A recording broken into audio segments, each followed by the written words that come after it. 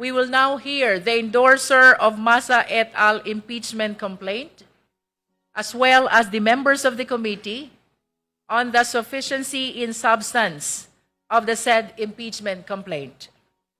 Pagkatapos po nito, boboto na ang komite para sa impeachment complaint na inihain ni Attorney Andre R. De Jesus, pati na rin sa impeachment complaint na inihain ni na Lisa Masa, Teodoro Casino, Renato Reyes Jr., Attorney Nery Colmenares at 32 iba pang complainants laban kay President Ferdinand Bongbong R. Marcos Jr. Noong nakaraang Lunes, February 2, nagdesisyon ang komite na ang De Jesus impeachment complaint ay sufficient in form. Ito ay nakakuha ng 47 affirmative votes, 1 negative vote, and 1 abstention.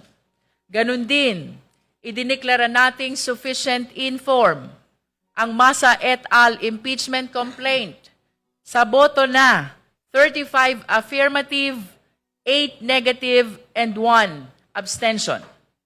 Malinaw ang naging pasya ng nakararami.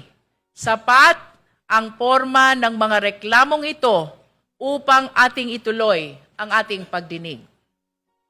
During yesterday's meeting, the committee also voted on the motion to exclude consideration of the authenticity of the attached evidence in determining the sufficiency in substance of the De Jesus impeachment complaint.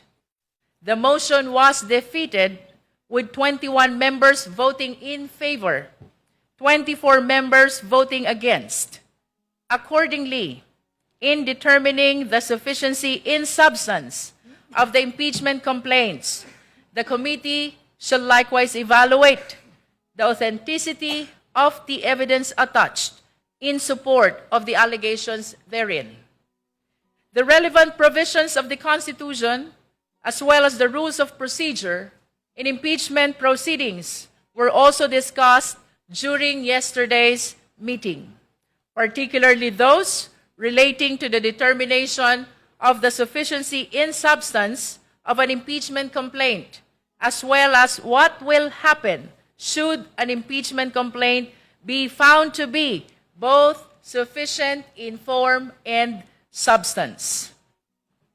Significantly, for a complaint to be sufficient in substance, let us all be reminded, it must do more than suggest wrongdoing by association or inference. It must plead facts with particularity, showing that the official personally participated in, knowingly authorized, or culpably ignored acts that strike at the integrity of the office itself. Impeachment does not operate on a theory of strict liability for governance. The official is not constitutionally impeachable simply because wrongdoing is alleged somewhere in the bureaucracy, or because a policy decision is later criticized or questioned. To hold otherwise would collapse the careful constitutional design and render every official perpetually vulnerable to impeachment based on suspicion alone. At the same time, the committee recognizes that impeachment exists precisely to address serious abuses of power, where a complaint alleges with clarity, specificity, and factual grounding that the official committed a grave breach of public trust. This committee has both the authority and the duty to act. Our task today is therefore disciplined, not dismissive, exacting, not adversarial. We will examine whether the allegations as written stand on constitutional ground or whether they rest on speculation, conjecture, or political disagreement dressed merely in constitutional language.